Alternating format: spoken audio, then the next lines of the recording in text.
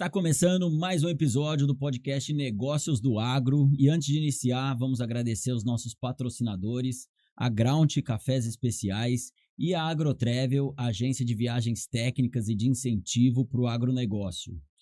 Meu convidado, ele é administrador de empresas com especialização em gestão financeira, MBA empresarial e um pós-MBA em marketing. Ele possui mais de 30 anos de experiência em gestão administrativa, financeira, tecnologia da informação, supply chain e relações com investidores, com atuação em empresas nacionais e multinacionais, dos setores de agronegócio, automotivo, telecom, indústria química, auditoria e logística. Ao longo da sua trajetória, passou por organizações como Price, Grupo Unilever, Fundação Dom Cabral e PST Eletrônica. Atualmente ocupa o cargo de vice-presidente para a América Latina da Lindsay, liderando a estratégia e as operações da companhia na região. Eu vou conversar com Cláudio Cândido Lima. Seja bem-vindo, Cláudio. Olá, Fábio. É um prazer estar aqui com você para a gente bater esse papo aí sobre o que está acontecendo no agro hoje, na irrigação e no nosso dia a dia.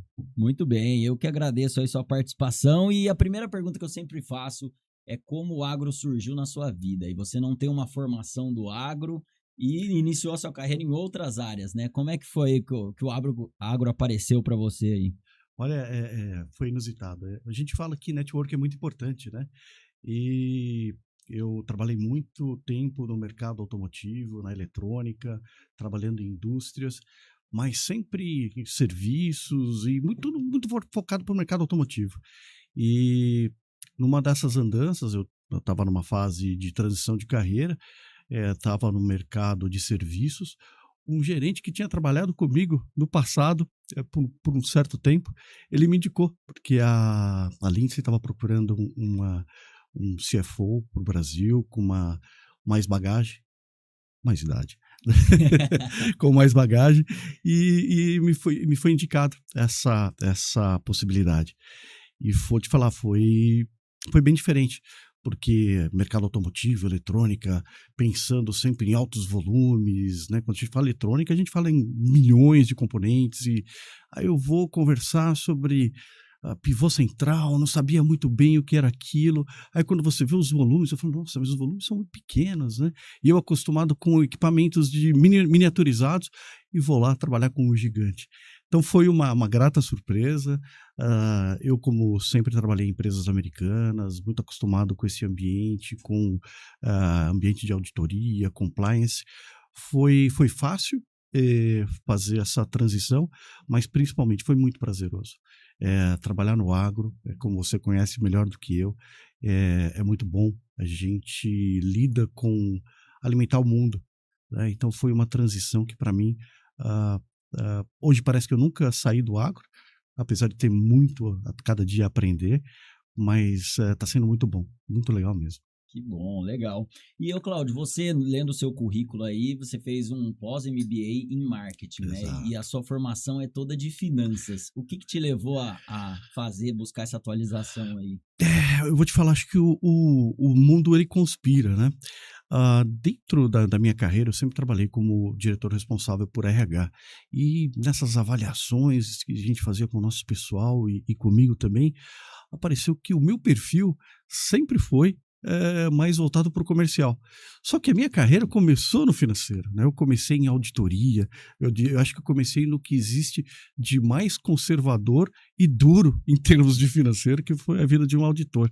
E tudo pareceu, viu, Fábio, que eu conduzi a minha carreira fora do meu ambiente natural, que seria mais uma área de relacionamento e tudo mais. Tanto que eu sempre fui um financeiro diferente. Eu sempre fui diferente, um financeiro que trabalhou, por exemplo, com supply chain embaixo, produção embaixo, vendas embaixo. Ele sempre ampliou o leque, porque tudo foi muito voltado para relacionamento. E quando chegou, depois que eu tive a formação na Fundação do Dom Cabral com o MBA empresarial, eu sempre senti falta de algo mais focado mesmo no comercial, marketing, negociação, formação de preços, relação com clientes. Daí que apareceu essa oportunidade de fazer esse pós-MBA em Chicago, lá na Northwestern University, na Kellogg, e Uhum. foi espetacular. Foi um curso muito intenso, com pessoas que sabem muito, muito, muito a respeito de como lidar com esse tema. Pô, legal. E assim, eu já conversei aqui com várias pessoas no podcast, com executivos com várias formações. E a gente encontra hoje CEOs, executivos que têm uma formação mais para o marketing, mais para o comercial, outros mais para o financeiro, outros mais para a logística, outros que já passaram por todas as áreas. E a pergunta que eu queria te falar é o seguinte: é, a formação do CEO, ela impacta muito no direcionamento estratégico da empresa? Ou, em outras palavras, que existe um CEO para cada momento de uma empresa? Eu acho que a formação é muito importante, né? A sua formação ela vai ajudar muito em assuntos, em temas específicos. É claro que quando a gente fala de uma formação em engenharia, além do conhecimento técnico, tem toda aquela questão do raciocínio lógico, aquela velocidade para se entender os problemas e tudo mais. Mas eu não acredito que nesse nível de posição, a formação ela tende a ser o mais importante. Eu acho que conforme você vai subindo na hierarquia, o mais importante é como lidar com pessoas. Né, Uhum. porque você vai ter todo o suporte das pessoas. Você tem que trabalhar sempre o seu bom senso, o conhecimento do mercado, o conhecimento da empresa, mas principalmente o conhecimento dos potenciais que você tem trabalhando com você, o que cada pessoa pode fazer melhor. E você também extrair o melhor de cada pessoa, né? Trabalhando com motivação, trabalhando com exemplo e fazendo com que as pessoas te ajudem a chegar no objetivo. Porque quando você está nessa posição, normalmente os grupos eles são muito grandes. Né? Então Uhum. você não consegue fazer tudo sozinho. Então a sua formação ela é complementar, mas você saber como lidar com as pessoas e fazer com que cada especialista faça o seu melhor e principalmente consiga trabalhar junto, né, em prol de um objetivo, eu acho que isso é o mais importante. Não, com certeza. E pensando nisso, né, eu ia perguntar o que que diferencia aí aquelas pessoas que são excelentes técnicos os que conseguem subir para cargos de gestão e tudo mais, e os que não conseguem avançar tanto na carreira. E a resposta é essa que você falou, né? São pessoas. São pessoas e principalmente a posição de gestão, ela é uma escolha. Né, que quando você faz a escolha de ser um gestor, não é simplesmente você ter um cartão de visita, que eu acho que não sei nem se existe hoje em dia mais, né? Um cartão de visita com o seu cargo. Né? Você decide que você vai estar numa posição onde você tem que apoiar as pessoas, você tem que dar suporte, você tem que criar condições, você tem que eh, reorganizar temas, reorganizar estruturas. Então, é uma posição em que você se doa mais do que você recebe. Então, e nem sempre essa é uma situação muito fácil, porque elogiar é muito fácil, é muito bom, dar notícia boa é um negócio muito fácil, Sim. mas às vezes você tem que se reposicionar, você tem que reorientar e você tem que tratar de assuntos que não são muito bons. E acho que nem todas as pessoas gostam de fazer isso. Eu nem diria gostar, né? Acho que ninguém Gostar, gosta ninguém gosta, ninguém né? gosta, né? Todo mundo gostaria de dar aumentos, de falar, fazer elogios, mas quando você tem que se posicionar, você não tem opção, né? Você tem que fazer isso. Uhum. E na sua carreira aí, você teve algum momento aí que mudou, que foi uma virada de chave, mudou a sua visão sobre gestão, liderança?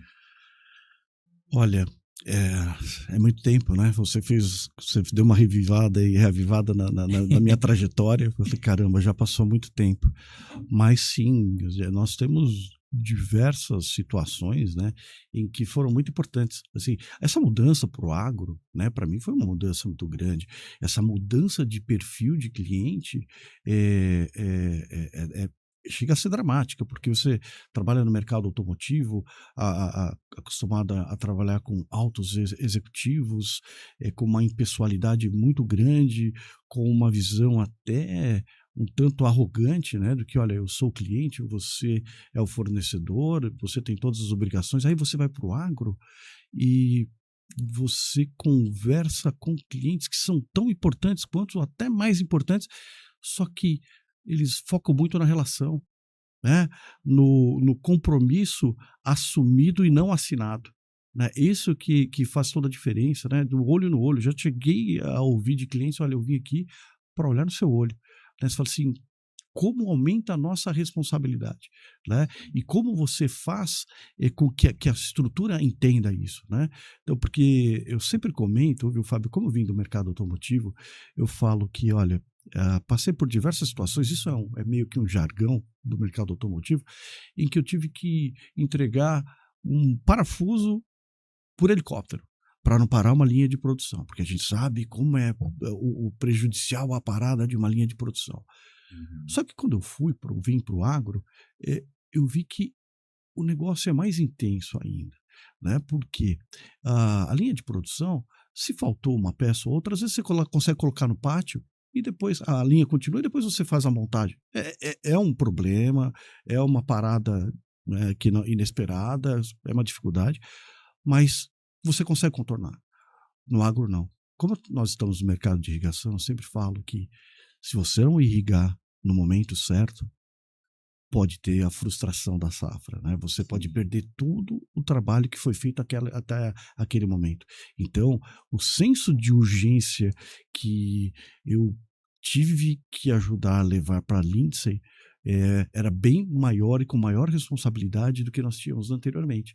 Então, essa mudança de visão e você fazer com que todos tenham essa visão, né? Porque é muito bonito nós falarmos, olha, nós somos focados no cliente. Mas o que é ser focado no cliente? Né? Você entende mesmo que as dores dele, você entende que você precisa agir rápido, que você às vezes precisa agir antes de fazer perguntas, e depois você vai lá e pergunta, vê o que tem que fazer para que as coisas aconteçam. Então, eh, eu acho que o principal desafio que nós temos na gestão é esse: é você fazer com que um grupo de pessoas tenha uma mentalidade com esse foco, né, em trazer benefícios. Claro que sempre foca. Nós não somos uma instituição de caridade. Nós somos Uhum. uma empresa com ações na Bolsa de Valores de Nova York. Nós, obrigatoriamente, nós temos que gerar rentabilidade para os nossos investidores. Mas como que nós conseguimos gerar a melhor rentabilidade através de uma maior satisfação do cliente, né? Então, isso daí é uma conversa muito sincera que você tem que ter com as pessoas que trabalham com você, com foco no cliente, mas sempre pensando no que a gente, nos benefícios que nós vamos ter com esse foco, né? Porque o que nós fazemos para o mercado, ele nos retribui, ele nos dá em troca, né? Sim, muito legal isso que você falou. Eu acho que é uma das grandes diferenças de outros mercados pro agro, que é a questão da pessoalidade, né? Exatamente. E aí, falando de cultura da empresa, principalmente, é uma cultura, isso difere muito, né? Que é uma cultura com muito mais foco no cliente. Exato. E aí, falando do papel de liderança ali, ouvindo você falar, ficou claro, assim, para uma indústria, da indústria automotiva principalmente, né? Que ali o seu foco era mais interno ali, Exato. gestão de pessoas internamente. E no agro você traz essa pegada de gestão de pessoas, mas também com um olho muito próximo do cliente, né? É, é, você sabe bem disso, né? Mas uma das principais aquisições que eu fiz depois que eu entrei na Lindsay foi um par de botas, né? Exato, Porque não dá para ir para a fazenda de sapato de couro, né? E nem de exatamente. sapatênis, né? Então, e a gente precisa estar lá. A gente Exato. precisa estar lá para entender o que acontece, principalmente o que não acontece.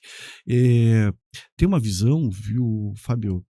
A Lindsay é uma empresa que tem distribuidores para fazer as vendas, as instalações, o pós-venda. E muitas vezes, os nossos distribuidores estão espalhados pelo Brasil. Muitas vezes, internamente, a gente tem aquela visão de que, olha, não, o distribuidor vai lá e resolve o problema. Ah, não, deu um problema de qualidade. Não, vai lá no cliente e tira uma foto que eu quero ver para ver se o problema está acontecendo mesmo.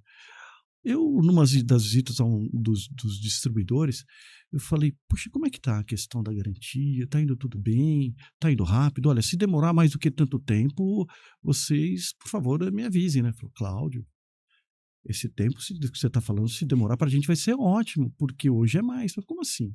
Não, porque às vezes para a gente tirar uma foto, eu tenho que andar 500 quilômetros para tirar essa foto.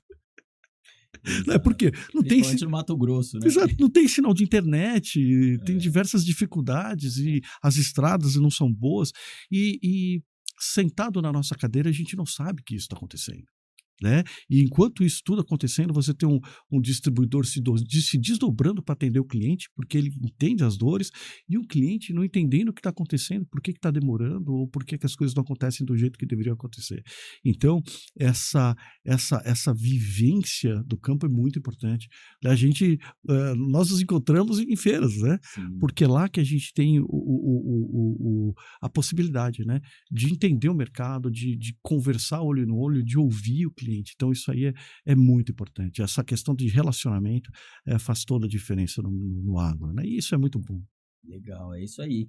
E aí o que eu pergunto também para todas as pessoas, que eu queria saber de você, quando você precisa aprender algo, ou adquirir uma habilidade, ou aprender algo novo, qual é a principal fonte que você acha que você bebe ali?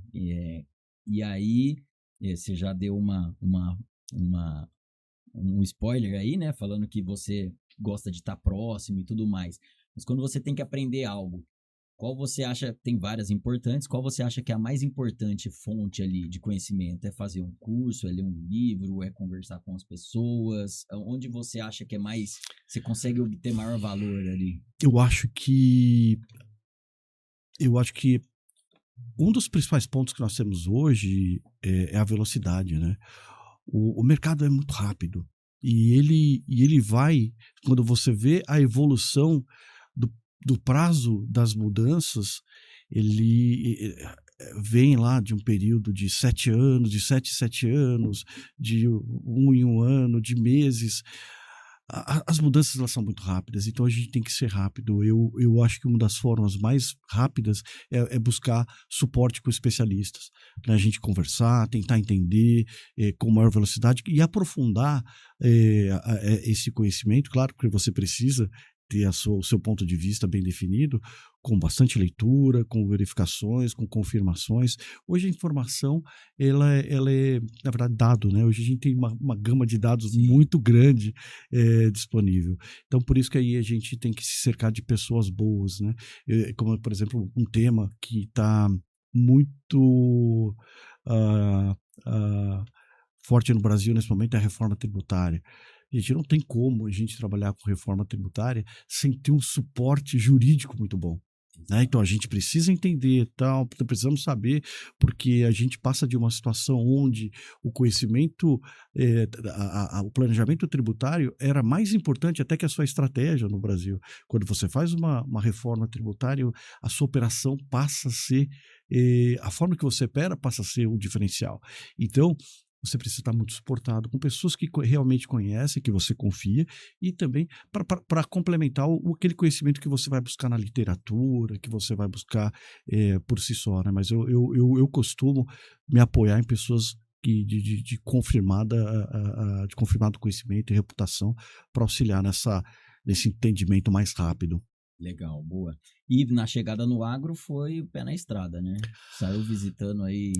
Nossa. Muito cliente, rodou muito o Brasil? Brasil de sul a norte, né? Porque a gente incrivelmente a gente tem pivôs instalados, inclusive em Roraima, né? Quem imagina que pivô vai ser utilizado na região amazônica, e o sul é uma das regiões mais evoluídas de irrigação no Brasil. Então foi uma surpresa muito boa, foi muito bom poder viajar. Hoje as milhas estão cada vez estão saltando lá na minha conta da companhia aérea, mas foi muito legal. E muito carro, né?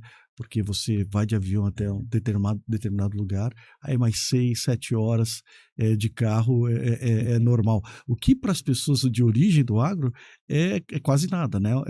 Como diria no interior, é um tirico de espingarda. É um Pra bate-voltas no bate e dia volta, ali. exatamente. Eu tenho um exemplo, eu sempre incentivo que os gerentes e pessoas que têm envolvimento com o cliente da Lindsay visitem os nossos clientes e as nossas revendas. E o nosso gerente de supply chain, ele foi para campo e ele conta numa experiência que ele foi com a nossa revenda, a AG, o Rodrigo, lá de Sorriso, foram visitar um cliente. Foram uh, 700 quilômetros para ir, 700 quilômetros para voltar, por uma visita de meia hora. Ele ficou impressionado com isso, né?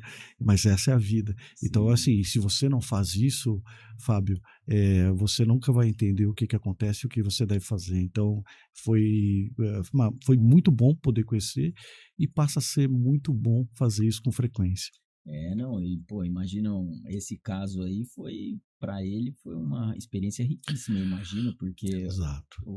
você encarar a realidade dessa forma ali deve mudar a forma que você enxerga o cliente, o atendimento e tudo mais, né? Exatamente, mudou e foi uma pessoa-chave para a gente conseguir ter essa visão dentro da Lindsay. O nosso CEO global, o Randy Wood, ele costuma falar, e é uma verdade absoluta, nós somos uma empresa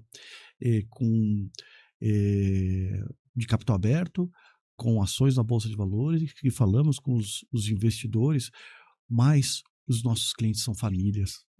A maior parte dos nossos clientes são famílias. E nós temos que falar a língua das famílias e a gente tem que conhecer a necessidade dessas famílias. Então, isso é a coisa mais legal, né? Eu como um responsável regional, também quando eu fui para os Estados Unidos há pouco tempo, uma das orientações foi: olha, você tem duas responsabilidades.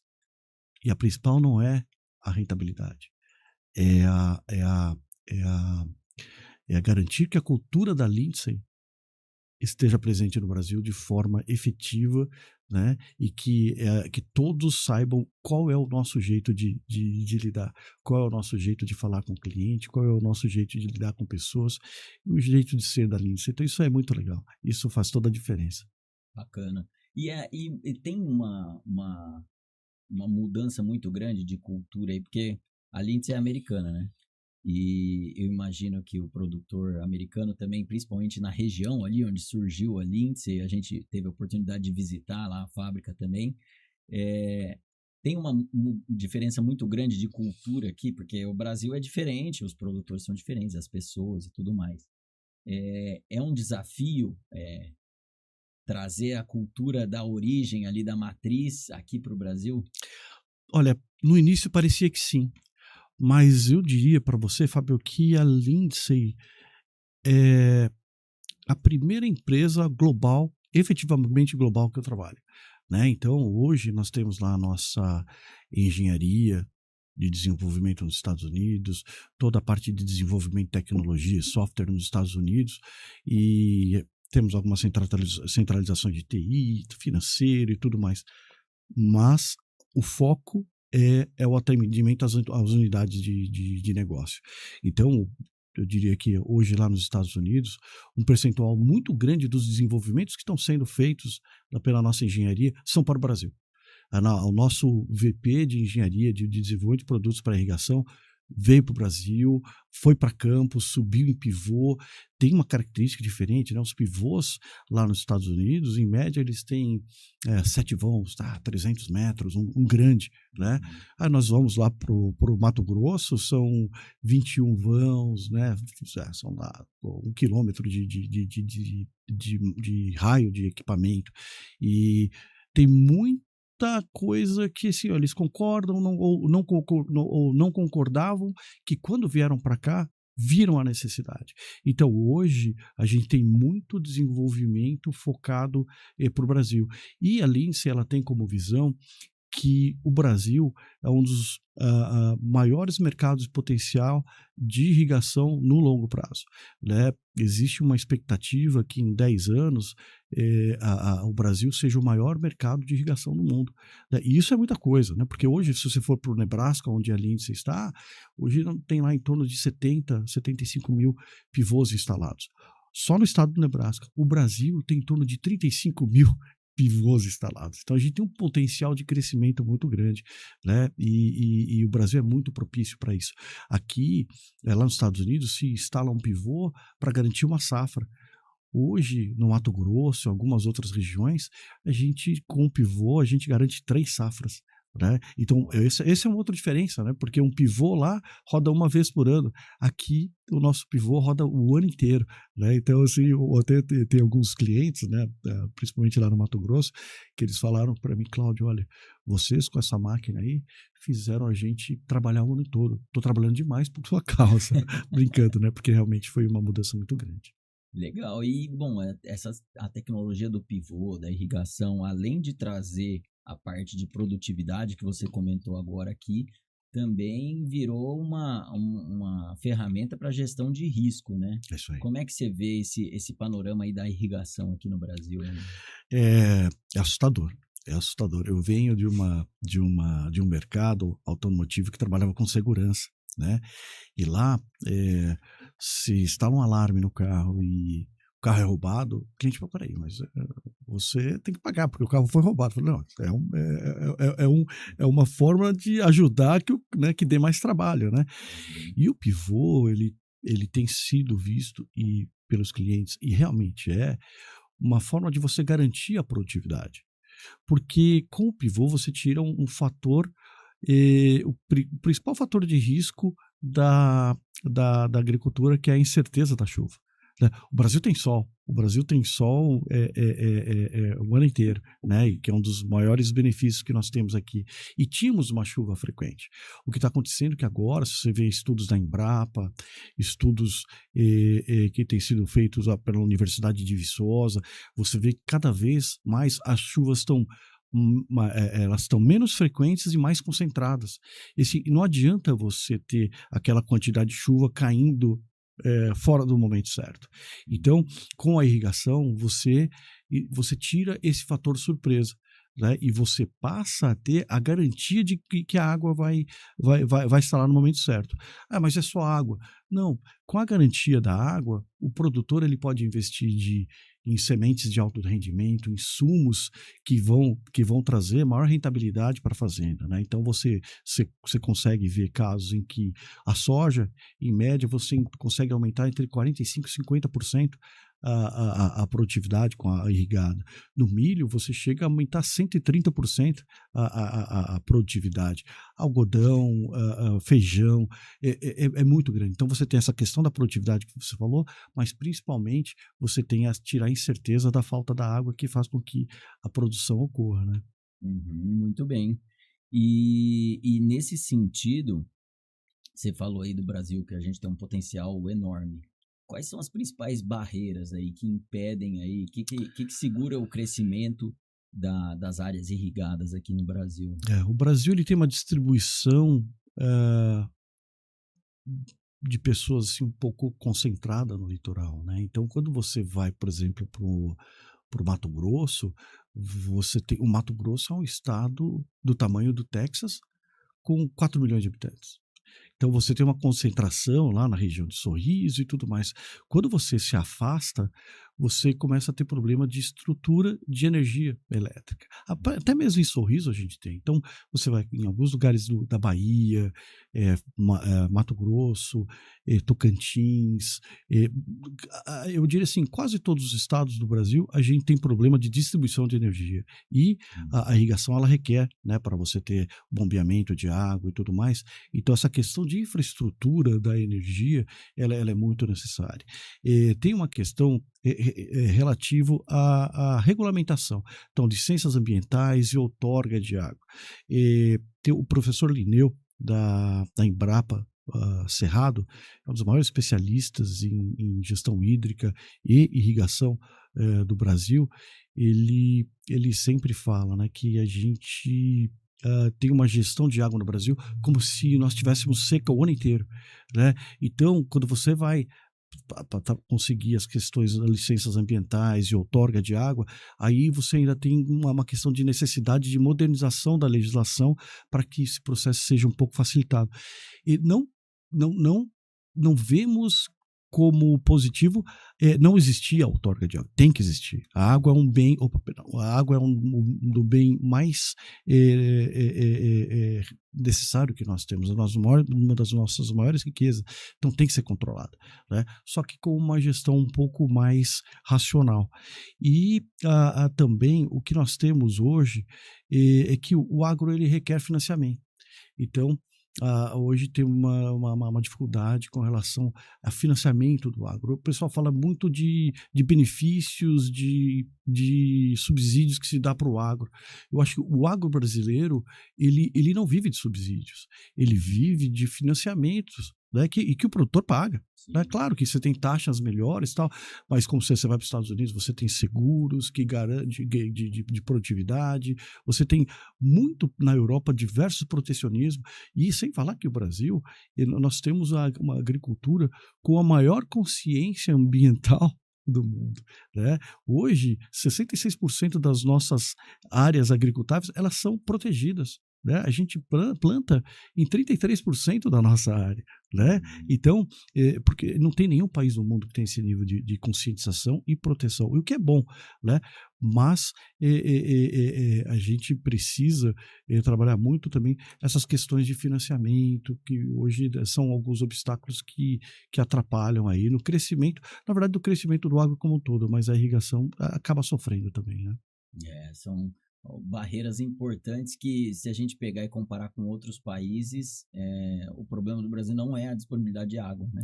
É justamente todo o resto ali, a infraestrutura de energia, legislação e tudo mais, que a gente visitou o Egito, por exemplo, a gente estava conversando antes aqui, e lá a água é um item muito escasso. Exato. E aqui no Brasil a gente tem uma grande disponibilidade, mas ainda precisa trabalhar a infraestrutura e o regulatório disso, né? E tem uma questão muito, sim, focada em preconceito, porque existe aquela informação, não, que a irrigação ela consome 70% da água doce. Na verdade, mais uma vez com o professor Linneu, estudos da Embrapa mostram assim, que hoje, no Brasil, em média, 96% das águas de lençol freático, de rios, volta para o mar. A gente utiliza 4% dessas águas. E, sim, desse 4% das águas, uma parte considerável é utilizada em irrigação. Só que é utilizada em irrigação. A irrigação não consome água. Quem consome água é a planta. Então, assim, do que é aplicado em irrigação, 10% vai para a planta, porque ela precisa de água. Nós precisamos de água.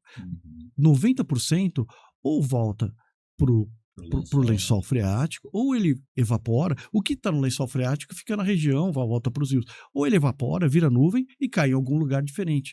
Mas a irrigação não é esse vilão que se fala, né? Então, na verdade, desses 4% que é utilizado, uma parte vai para a irrigação, e dessa parte que é irrigação, 10% vai para a planta e 90% volta para o sistema, né? Isso é uma coisa que nós temos que conversar sempre muito a respeito, viu, Fábio? A gente, como executivos do agro, como executivos de irrigação, a gente tem essa obrigatoriedade de falar a respeito para fazer essas desmistificações, né? Falar de irrigação é falar de sustentabilidade, né?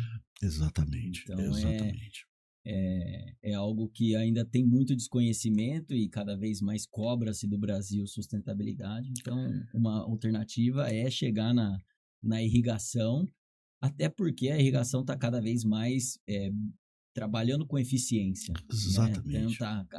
E aí eu queria que você comentasse um pouco disso. Como é que está esse panorama da irrigação com relação a novas tecnologias, a precisão, aumento de precisão? A Lindsay, ela se esmera, e se você for ver os analistas de mercado lá nos Estados Unidos, eles falam que um dos principais diferenciais. Nós temos a robustez do nosso equipamento, mas hoje, além de ser a empresa que oferece mais tecnologia, inovação tecnológica, facilidade de utilização e auxílio no manejo da água. Então, para você, o nosso pivô ele já tinha como característica ele ter contato com estações climáticas, e aí ele prevê, olha, vai ter uma previsão de chuva para daqui tanto tempo, ele colocar água suficiente até a chuva chegar. Só que com uma preocupação de você ter cada vez mais precisão e consumo eficiente, porque assim, cada pivô ele é feito dedicado para aquela cultura, para aquele terreno, naquela geografia, garantindo que ele tenha o menor consumo de energia, que ele utilize a água que seja necessária para a cultura que vai estar lá na quantidade certa. A Lindsay, há 2 anos, um pouco mais de 2 anos, comprou parte da Pessl na Áustria, que aqui no Brasil é a Metos. É uma empresa que tem estações climáticas e tem sensores de solo. Hoje a gente consegue, com esse tipo de tecnologia e toda a parte de comunicação e sistema de gestão do pivô, que estão no pivô, a gente consegue prever o microclima da fazenda, quando vai chover, com sensores de solo, onde você verifica a umidade, né, sensores que chegam até 70 centímetros, 80 centímetros de profundidade, para você determinar a quantidade exata de água que você deve colocar na planta, né? Isso é para você garantir produtividade e garantir a sustentabilidade. Então, hoje nós temos aí o FieldNet, que é o nosso sistema que faz toda a gestão do equipamento. Acabamos de lançar o Tower Watch, que o pivô é muito grande, né? E dependendo do terreno, ele pode ficar desalinhado. E quando o pivô desalinha, o produtor ele tem que tentar adivinhar onde está. Então ele tem que ir lá no meio da plantação de cana do milho e tentar saber qual foi a torre que desalinhou. E é um trabalho muito grande com o milho alto. Agora com o Tower Watch a gente consegue saber exatamente qual foi a torre que desalinhou, e ele consegue ganhar muito tempo tomando a decisão, acertando um terreno ou mexendo num pneu, alguma coisa assim. Então, e a gente também tem o FieldNet Advisor, que ele começa a dar informações de quando e quanto você deve fazer a irrigação, né, para aquela determinada cultura, naquela determinada região, naquele determinado momento. Então, assim, a Lindsay ela tem um foco muito grande em tecnologia para facilitar o manejo, né, e gestão da água no campo. Legal. E aqui no Brasil, como é que a gente está em relação a outras regiões do mundo ali, nessa parte principalmente de tecnologia, e para ter esse comparativo, né? Como eu te falei, a Lindsay é a primeira empresa global mesmo que eu trabalho, né? Então, hoje o Brasil tem exatamente tudo o que nós temos nos Estados Unidos. Então, eu esqueci de falar, nós desenvolvemos há pouco tempo um pneu radial, um NDRT, não direcional, para que você, ele não sendo direcional, ele não tem uma direção fixa, ele vai e volta sem danificar o solo, porque a gente tem muita questão de compactação e danificação do solo, né? E compactação é um problema muito grande. Ele tem uma abrangência de contato com o solo maior, então essa compactação ela é muito menor, e a agressão é muito menor. Então hoje o que nós temos no Brasil é o que tem nos Estados Unidos, é o que nós temos na Turquia, é o que nós temos na Europa, porque o que acontece? Nós temos um produto global. E há pouco tempo tivemos que fazer uma alteração na nossa linha de produção, porque foi detectada uma necessidade de mudança de projeto na África do Sul por causa dos ventos e tudo mais lá, porque vento é algo que pode fazer com que o pivô caia. O nosso pivô dificilmente cai, mas isso pode fazer com que isso aconteça. Então lá na África do Sul tinha esse risco, fizeram a mudança. Eu tive que fazer a mudança aqui no Brasil também.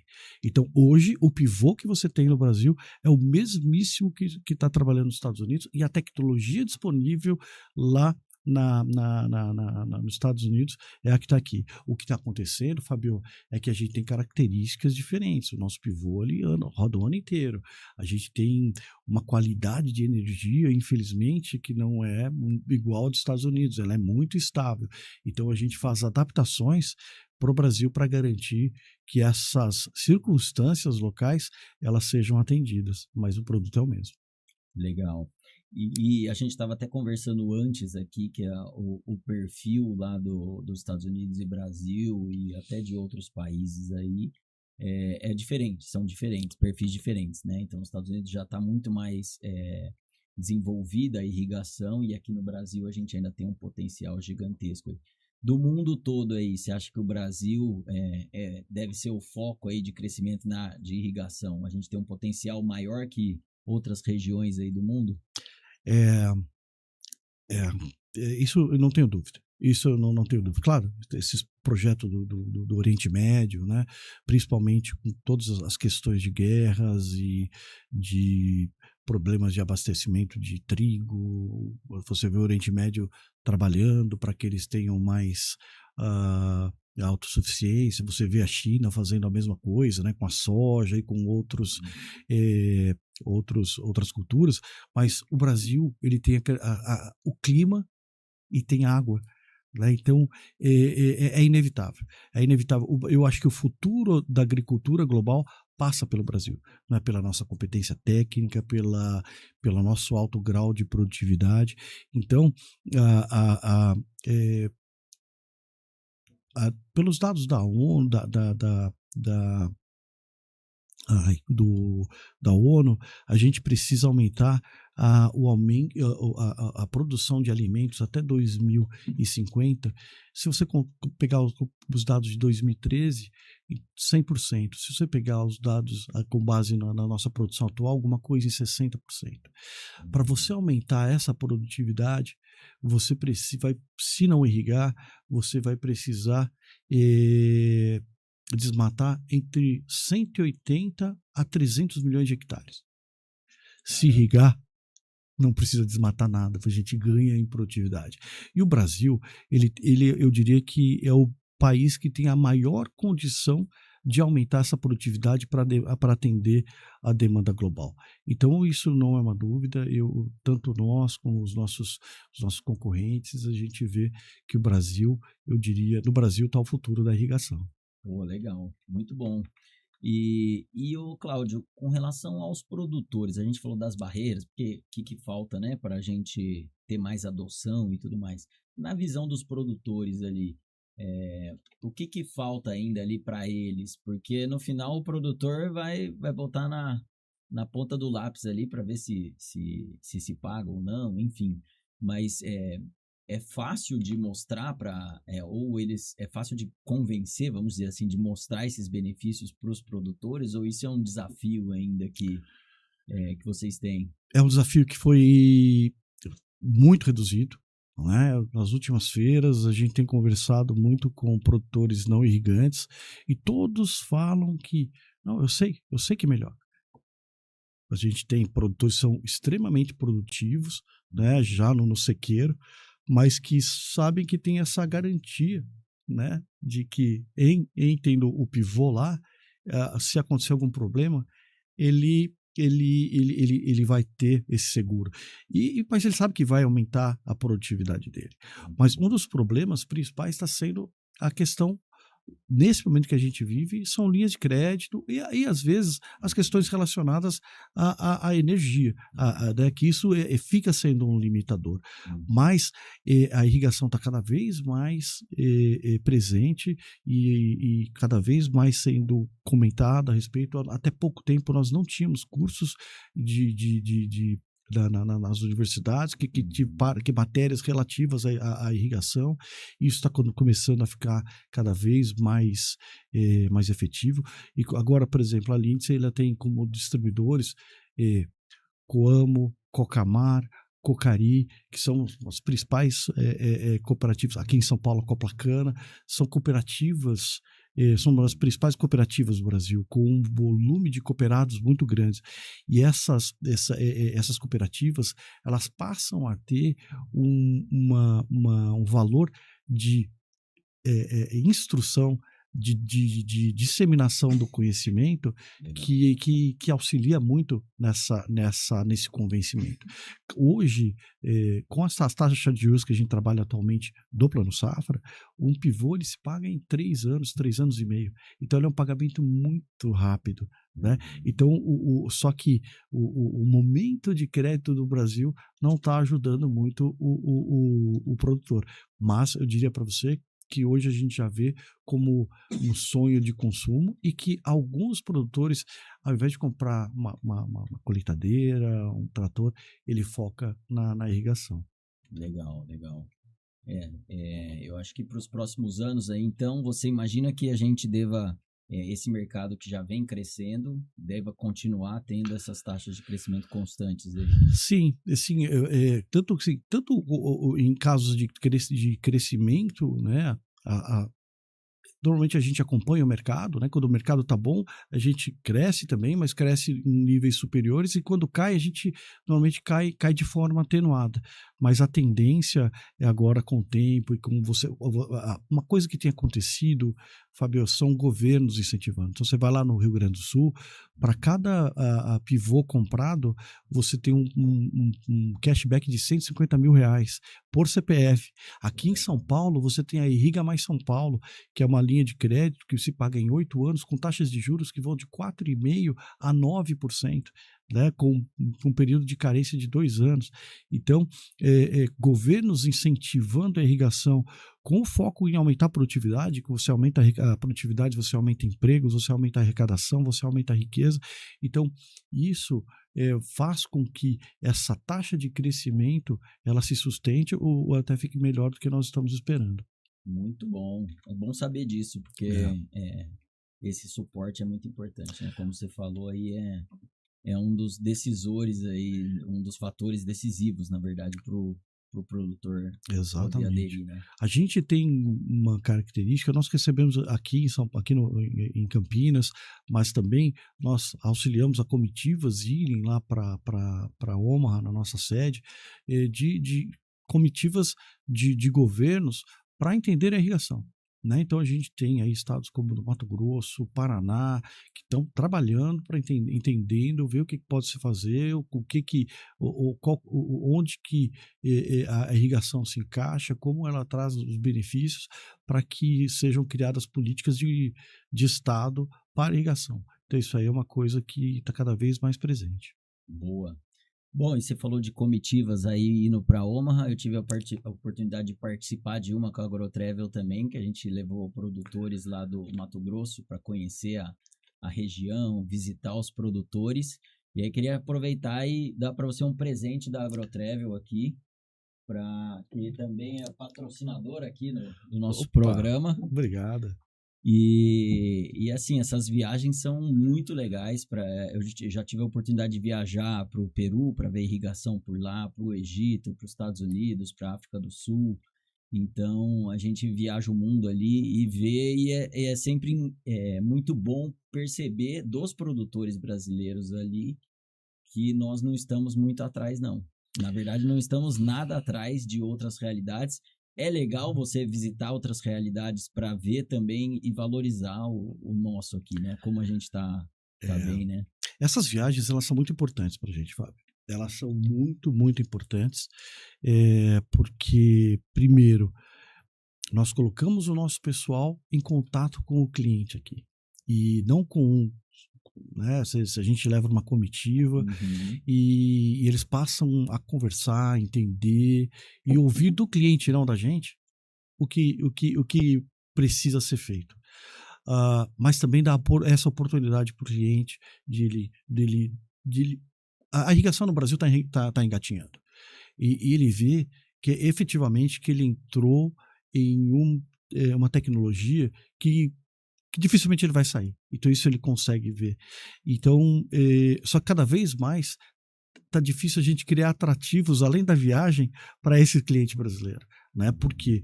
Porque nos Estados Unidos se investe em tecnologia, em função do êxodo rural. Então, você tem cada vez menos pessoas trabalhando no campo e os proprietários são sozinhos. Então, a gente tem muita automação que é para o marido e para a mulher que estão ficando na fazenda conseguir tocarem o dia a dia deles. Aqui no Brasil, não. Aqui no Brasil é sério para a produtividade, né? Para você produzir mais, para você gerar mais riqueza, você fazer, ter uma maior... ser um agente mais ativo nessa questão da alimentação do mundo. Então, e eu vou dizer para você, Fábio, o suporte que nós temos nesse tipo de viagem com o AgriTravel pode fazer, ela é muito importante, porque a gente leva muito cliente, aí a gente tem que cuidar dele, né? E isso vocês fazem com um esmero muito grande. Ele tem que se sentir cuidado, ele está num país diferente, ele não fala a língua, então a gente não consegue falar com todo mundo ao mesmo tempo. Então, quando o nosso pessoal só fala inglês e os nossos clientes, a maioria só falam português, então esse meio campo que vocês fazem, e principalmente a geração de atrativos, porque vocês têm contato com produtores, com empresas, com instituições, por exemplo, como a Universidade do Nebraska, em Lincoln, então eu queria dizer que esse trabalho ele é primordial e ele faz parte do sucesso desse tipo de viagem que é tão importante. Então, eu agradeço pelo que vocês fazem, porque isso é algo que para a gente faz toda a diferença. Obrigado. E esse é um ponto dos que você comentou aí que eu acho muito legal, é que a viagem, ela, claro, é incrível para o produtor que está indo, mas eu já ouvi isso de várias outras empresas quando a gente leva para conhecer sedes, principalmente empresas que têm sede fora, dos produtores fazerem questionamentos na matriz e o pessoal do Brasil fala, lá, não sou eu que estou falando, são eles, né? E aí é diferente como eles recebem isso, né? É totalmente diferente, totalmente. E isso na gente é muito sério, né? Eles nos ouvem com certeza, eu não tenho nenhum problema, né, de gerar demandas, claro. Existem prioridades, né? A gente sabe claro. que os recursos são limitados em todos os lugares, então as prioridades são determinadas, mas faz a diferença quando um cliente vai para lá e a gente dá muita atenção para o cliente. Muito legal. Show. Bom, Cláudio, eu queria agora te perguntar, falando um pouquinho mais aí de tendências, né? Você falou o quanto está avançado hoje a agricultura, a irrigação na agricultura, com as tecnologias e tudo mais. O que você vê aí de possíveis avanços para os próximos anos na agricultura irrigada? Aí? Eu acho que está tudo muito relacionado com o pivô. Eu venho como repetitivo isso, veio do mercado automotivo, de uma indústria de miniaturização, né? Quando você vai instalar um equipamento em uma motocicleta, você tem limitação de bateria, você tem limitação de espaço, então tudo é muito mais difícil. O pivô é gigante, né? Então, colocar tecnologia no pivô, ele é muito mais simples. Claro, você tem o desafio de estar lá no terreno inóspito, chuva, sol, terra, mas ele é muito amigável para a tecnologia. Então, tudo vai estar muito ligado à gestão e manejo da água. E você ter esse manejo cada vez mais automatizado, onde a máquina, com todas as questões relacionadas com o IA e tudo mais, vai, em função da cultura, em função das informações de sensores que vão ser cada vez mais frequentes, foliculares, de solo, você ter a máquina auxiliando mais a tomada da decisão, né? De quando irrigar, como irrigar, garantindo cada vez menos consumo de energia, cada vez mais utilização eficiente da água e gerando cada vez mais produtividade e tempo para o nosso agricultor focar no que ele deve fazer, que é no planejamento do negócio dele. Então, eu acho que assim, a agricultura, e sempre de uma forma integrada, né? Já pensamos, olha, um pivô pode ser um aeroporto de drones, pode ser um aeroporto de drones, o pivô ele pode ter, ele é um varal tecnológico. Né? Você pode colocar muita coisa lá em termos de tecnologia. Então, assim, eu diria que tudo que for relativo à gestão e manejo da água, a gente se interessa muito e é o que a gente está trabalhando no momento, para que a gente tenha aí uma utilização cada vez mais racional desse recurso tão importante que nós temos, né? Boa. E com relação a lideranças do agro aí, quais são, você acha, os principais desafios dos próximos anos que as lideranças do agro vão lidar aí, vão ter que se preparar, ou competências que vão ser necessárias? Como é que você vê nessa parte aí? O agro brasileiro, ele é incrível, né? A gente tem conversado, quando você vai para um cliente do agro, você tem um encontro geracional, né? Então você conversa com segunda e terceira geração, mas a primeira geração não deixa de ser o tomador da decisão. O da primeira geração, ele educou muito fortemente os filhos. Então você tem pessoas muito bem formadas, você tem pessoas com uma capacidade técnica muito grande, e aquela questão da relação com os pais, né? E aquele respeito, né? Que tem a experiência e que foi lá e desbravou. Eu acho que o que vai continuar acontecendo no agro brasileiro, você vai continuar com esse desbravamento, né?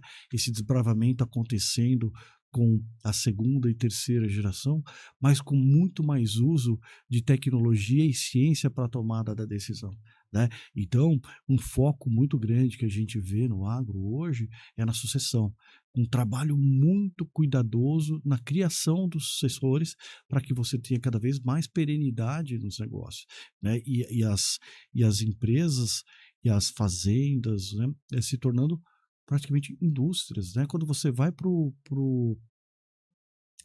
Bahia, aí você tem lá uma fazenda Santa Isabel, isso é público, porque o Franciose fala a respeito, com 83% irrigado, aquilo é uma indústria, né? Com 83% você não tem mais surpresas se vai colher ou não vai colher.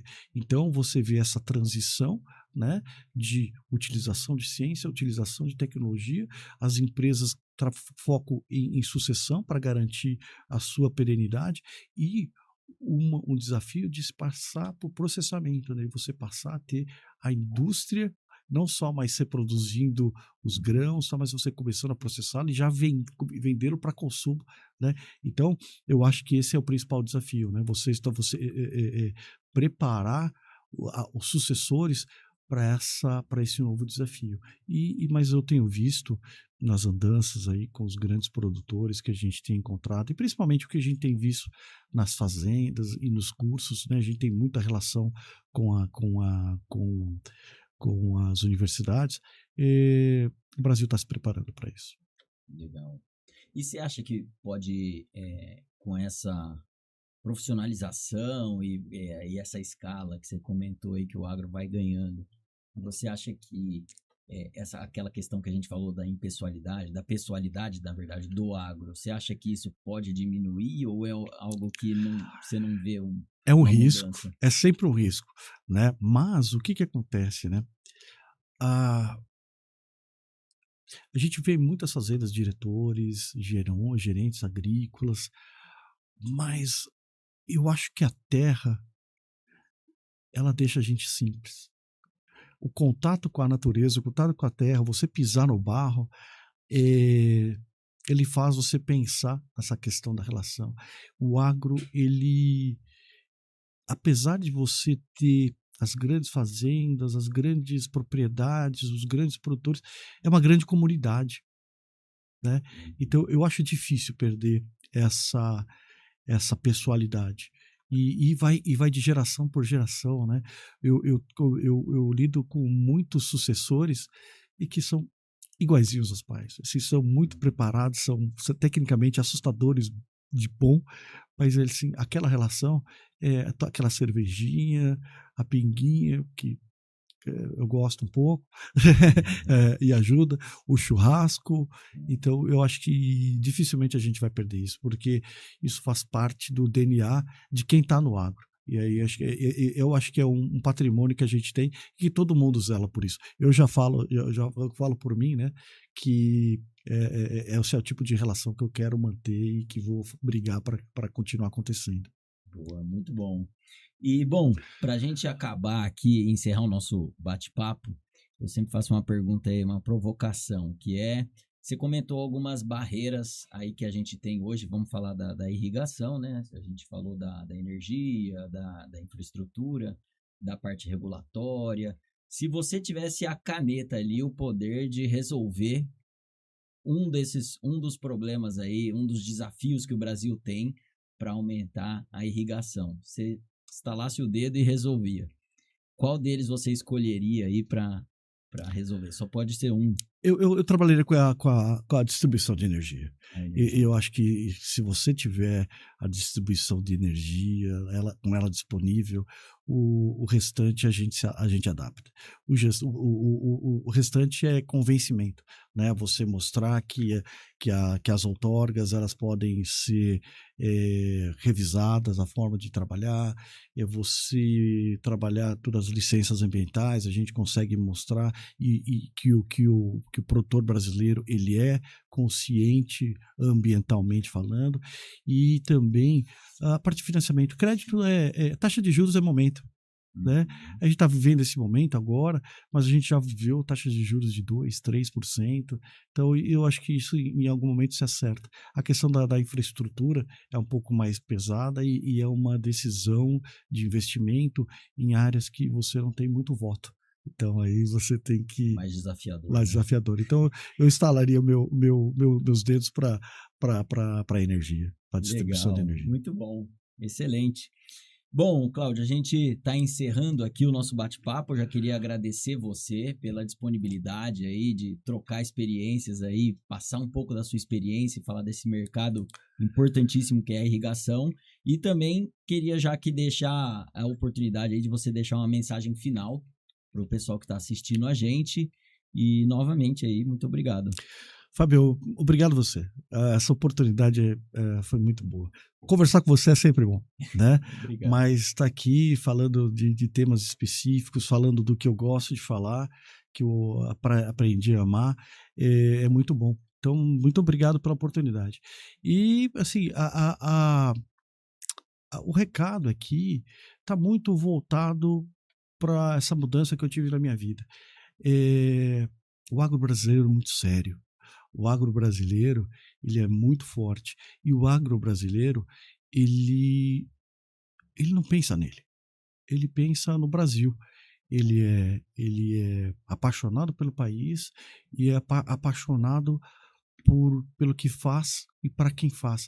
E trabalha demais. Trabalha demais. Então, é mais para que as pessoas valorizem, acreditem nesse mercado, porque hoje ele é um grande gerador de empregos, ele é um grande gerador de riquezas. Claro, tem problemas em todos os lugares, né? Em todos os nichos, todos os mercados. E a gente sabe que pode ter algum outro produtor que tenha algum problema, mas isso não é a regra no agro brasileiro. Então, que a gente acredite, que a gente apoie e que façamos o máximo possível aí, porque o crescimento do Brasil passa pelo crescimento do agro. Então a gente deve lutar junto por isso, porque e junto é o Brasil inteiro mesmo, como sendo um orgulho para a gente. E eu tenho muito orgulho de fazer parte desse mercado. Muito bonita a mensagem e importantíssima, né? Eu acho que falta o agro já faz tanto pelo Brasil, falta esse suporte também da sociedade como um todo, né? Um Exato, reconhecimento. exato. Então, parabéns pelo trabalho e muito obrigado novamente aqui por estar com a gente. E agradecemos vocês também, nossos ouvintes que acompanharam esse bate-papo até aqui. Sigam o podcast Negócios do Agro nas redes sociais, a gente está no YouTube, no Spotify, no Instagram e no LinkedIn. E não deixe de compartilhar com os amigos para a gente continuar crescendo e ajudando a inspirar o agro brasileiro. Muito obrigado e até a próxima!